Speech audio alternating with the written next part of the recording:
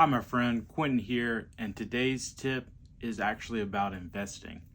So, the biggest asset that you have is time, and it's limited. We never know when the last day will be. With that being said, if you invest in a good company today, just imagine where it should be 20, 30, 40 years from now.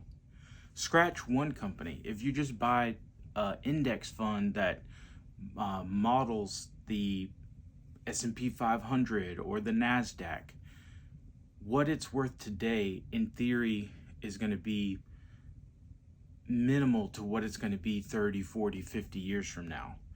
So that's why it's so imperative that you begin today investing. And you don't have to be Warren Buffett. You don't have to be Bill Ackman.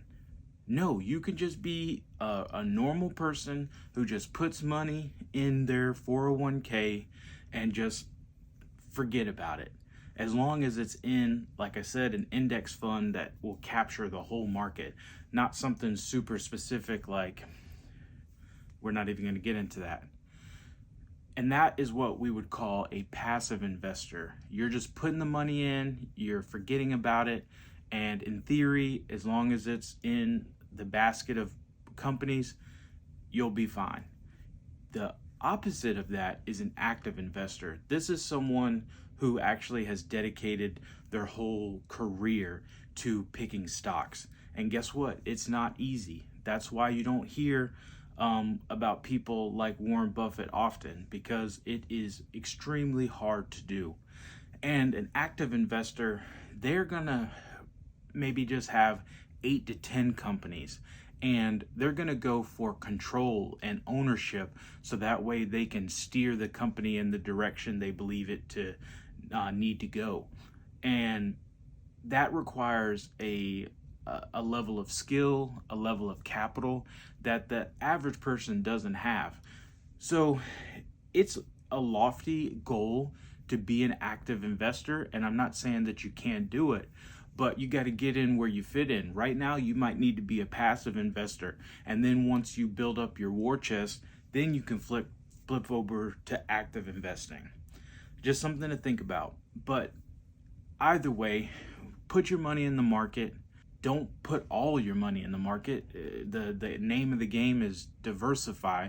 So you still need to have cash just so that you can pay for any emergency funds, because what's one of the worst things to have to do? Liquidate investments when it's not the right time.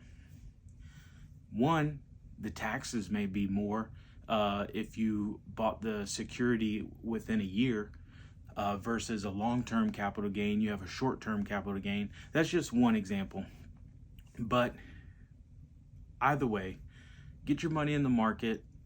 Don't put yourself in a position where you have to liquidate the money, the securities, and have time on your side, and it will pay off in the end.